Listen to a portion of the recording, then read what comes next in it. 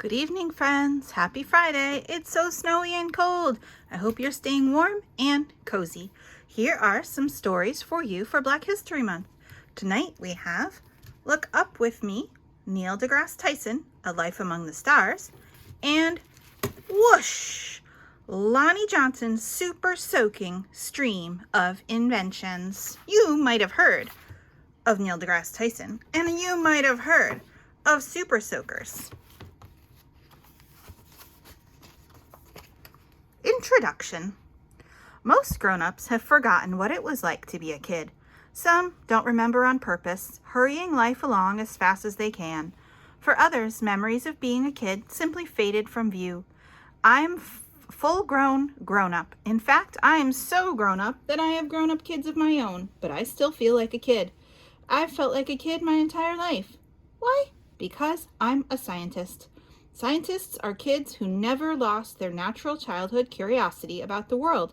Kids who lose that curiosity, usually around middle school, become normal adults. But kids who retain that curiosity eventually become scientists, either in their hearts or in their professions. So even as you grow older, never stop being a kid. This will guarantee that the world, even the universe itself, becomes and remains your playground of curiosity. Neil deGrasse Tyson, astrophysicist, New York City. On an autumn afternoon in 1958, in the city of New York, on the third planet out from the sun in the Milky Way galaxy, a little baby boy was born.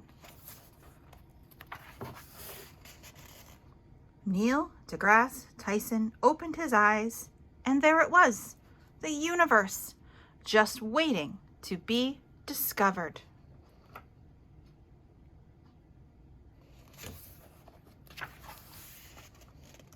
At first, Neil's world was small. His building blocks and little books, his yo-yos and gyroscopes. During the days, Neil went to school, to the park, and to museums. Living in New York, that's easy to do. At night, he looked out the window of his apartment and saw other buildings, streets and streetlights, and, here and there, small bits of sky.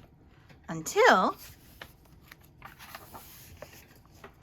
one day, Neil went to New York City's famous Hayden Planetarium. As he sat beneath the high arc of the theater, out went the lights and shazam! Wowza! Neil's mind was launched into outer space. In a single instant, his world expanded 100 times, 1,000 times, even more. Projected on the huge dome above his head was the night sky with countless thousands of stars. A gigantic, spectacular, beautiful cosmos Neil never knew existed. And in that moment, his life was changed forever. Now, you might ask why he couldn't see the stars from his house in the city, and part of that is because a lot of the buildings might have blocked it out, and also even at nighttime the city is very bright, and when it's very bright from the city you cannot see the stars in the sky. It's called light pollution, and it's very real. Neil started reading everything he could about planets, moons, and stars. He wondered where comets came from. What makes galaxies spin? How big is outer space? He learned the word astrophysicist, the kind of scientist who studies all those things, the kind of scientist he wanted to become someday.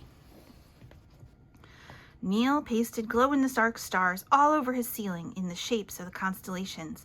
At night with the lights out, it felt as though his bed were floating in the huge magnificence of space. They didn't have those projector thingies like they have now, so he had to have the plastic kind. After exploring the skies with binoculars and a small telescope, Neil was determined to get a bigger, more powerful telescope to bring the heavens even closer to his eyes. And he figured out how to just how to do it. Dogs. For 2 entire years after school, Neil walked neighborhood dogs, big ones, small ones, fluffy ones, scruffy ones. At 50 cents a walk, he worked hard and finally got his telescope. Whoa. Night after night, Neil carried his heavy telescope up to the roof of the building. Nervous neighbors called the police to report a tall burglar with a dangerous weapon. That's silly. When the officers arrived, Neil explained that it was a telescope and showed them the beauty of his favorite planet, Saturn, magnified 100 times, its golden glow, its icy rings, and many moons. So although they arrived with fear and suspicion, they left with awe and wonder. Because of his passion for astronomy, Neil won a scholarship for a voyage across the Atlantic Ocean to view a total solar eclipse. Surrounded by stargazers, researchers, and scientists, Neil was beginning to find his people, his future. At only 15, Neil was invited to give his first astronomy lecture. He was paid $50, which equaled 100 dog walks, and made him realize he could actually make a living by talking about the universe that he loved so much. In college and graduate school, Neil's mind traveled farther than it ever had before, flying into outer space with runaway stars, diving into the cores of black holes, leaping from galaxy to galaxy. And when Neil wasn't being his cosmic self, he enjoyed being his dancing self, his wrestling self, his picture-taking self, or most of all, his laughing self. When Neil graduated, he made sharing the wonders of the cosmos his world as a teacher, a researcher, a writer. He wrote a magazine column in the made-up character of Merlin, a 5-billion-year-old visitor from the Andromeda Galaxy who answered people's questions about astronomy and the cosmos. Then Neil got what just might be the coolest job on Earth. He became the director of the Hayden Planetarium. In the very place that expanded Neil's world so many years before, it became his turn to expand ours. Today, in his dazzling sky shows, Neil takes us to the edges of the universe, inside the center of stars, and back to the beginning of time. Not only does Neil bring us the stars in the sky, but through books and tours, TV and radio shows, he has become a star himself right here on Earth, a superstar of science, shining his bright light on the secrets of the universe. Neil believes everyone should have their mind blown at least once a day, and he does his best to make sure that happens. There are more stars in the universe than grains of sand on all the beaches in the world. If you get close to a black hole, your body will be sucked into it and stretched as you disappear into its depths, which is called being spaghettified. If you want to read all of these things that are really mind-blowing, you can come and check this book out. The wonders of the universe are always with Neil, day and night. At the beach, Neil thinks about the 8 minutes and 20 seconds that sunbeams take, traveling through space at the speed of light to land on his nose and toes to warm his earthly body.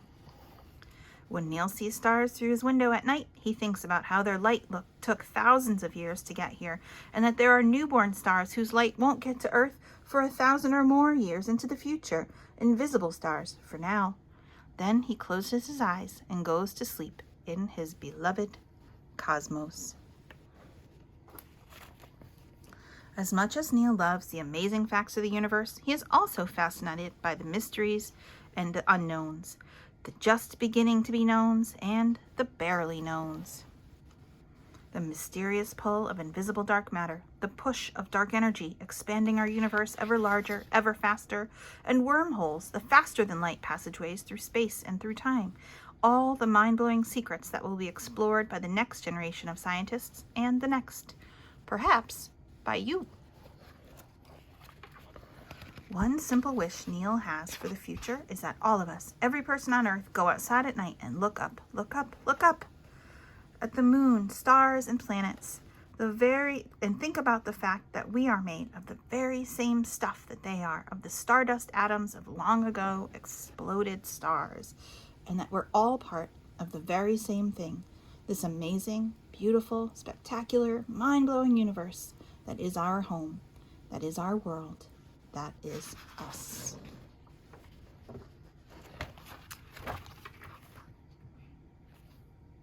All right, our next book is Whoosh!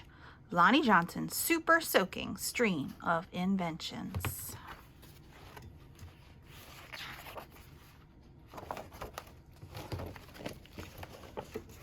Every day brought a challenge for young Lonnie Johnson, the challenge of finding space for his stuff. 6 Johnson kids were squeezed into their parents' small house in Mobile, Alabama. Lonnie would have loved a workshop of his own, but there just wasn't room. There was nowhere to keep his rocket kits. Bamboo shooters, rubber band guns, erector set, go-kart engine, bolts and screws and other spare parts his dad let him bring in from the shed, and various other things he'd hauled back from the junkyard. Lonnie loved building and creating. Ideas for inventions just kept on flowing. He learned how to make rockets from scratch. Kids at school gathered to watch Lonnie launch them. Then he learned how to make rocket fuel. When it caught fire in the kitchen, Lonnie's mom didn't make him stop. She just sent him to work outside. Lonnie wanted to spend his life designing things, building things, and getting them to work. He wanted to be an engineer. However, Lonnie took an exam that said he would not make a very good one. His dream had been challenged. Lonnie was discouraged, but he knew that whoever had graded his test hadn't met Linux. Inspired by a TV show, Lonnie had built his own robot. He made it out of scrap metal and named it Linux. Compressed air cylinders and valves allowed Linux's body to turn and its arms to move. The switches came from an old broken jukebox. Lonnie used a tape recorder to program Linux, and as a bonus, the reels looked like eyes. Lonnie wanted to enter his creation in a science fair, but he couldn't get the transmitter to work. Without it, Lonnie couldn't send commands to Linux. Science fairs came and went. Lonnie missed one and then another, until he got an idea. Now, Lonnie may or may not have asked before he borrowed his little sister's walkie-talkie. But it fixed the transmission issue. His school's team took freshly finished Linux to a 1968 science fair at the University of Alabama, where only 5 years earlier African-American students hadn't even been allowed. Having to compete in a place that still wasn't very welcoming, now that was a challenging with a capital C. Against other schools from all over the state, Lonnie's team won first place. Soon, Lonnie left home to go to college at Tuskegee Institute, where he stood out as a self-confident, insightful, creative thinker. He stood out as a student who asked the right questions, precisely defined problems, and formulated solutions.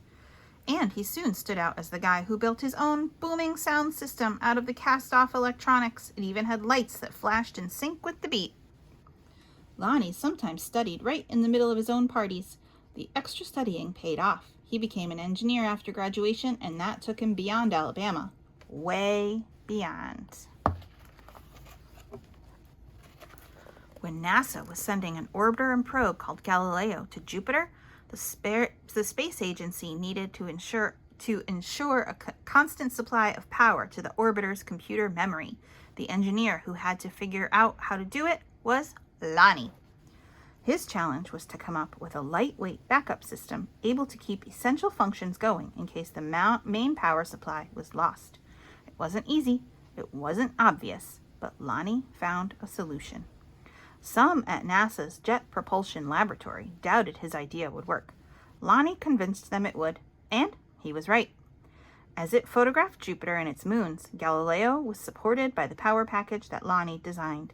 Much of what we know about Jupiter could have been at risk in a power failure, if not for Lonnie. Ideas for other problems to solve just kept on flowing. They flowed whether Lonnie was working with hundreds of people at NASA or up late tinkering with his own inventions in, finally, his own workshop.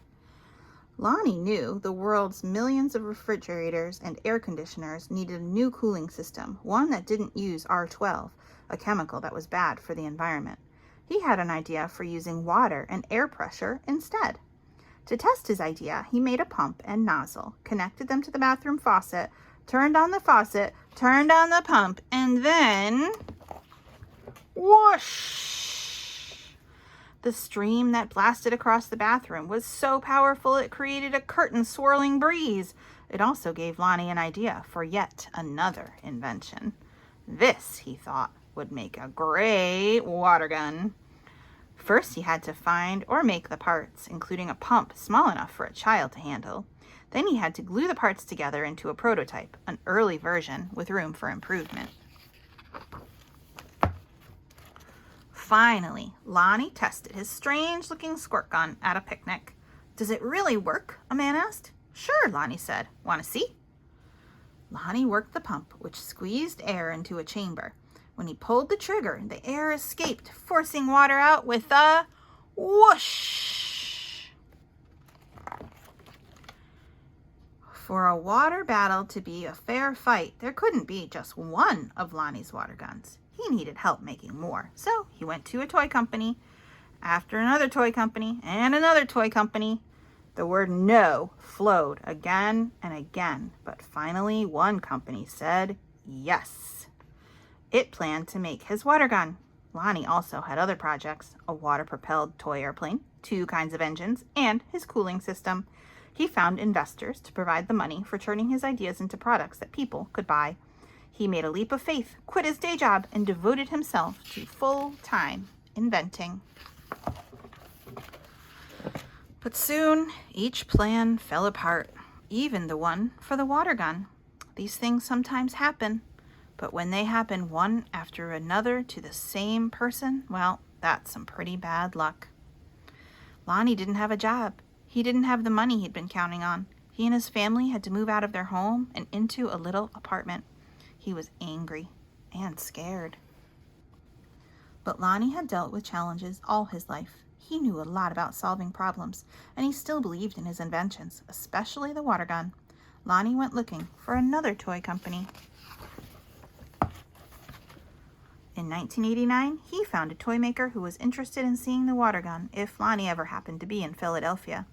"But don't make a special trip," the guy said. Lonnie made a special trip. In his wife's suitcase, he carried a new prototype. He unpacked it, filled the tank with water, pumped the gun until the air pressure was good and high, and whoosh! Wow!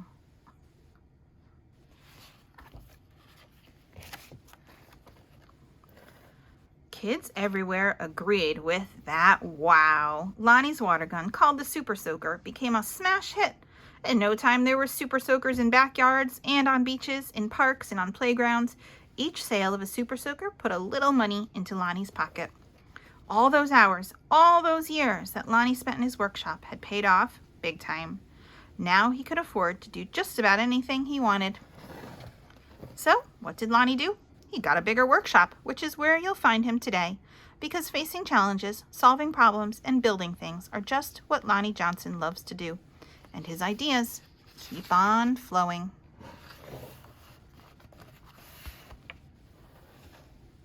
The end.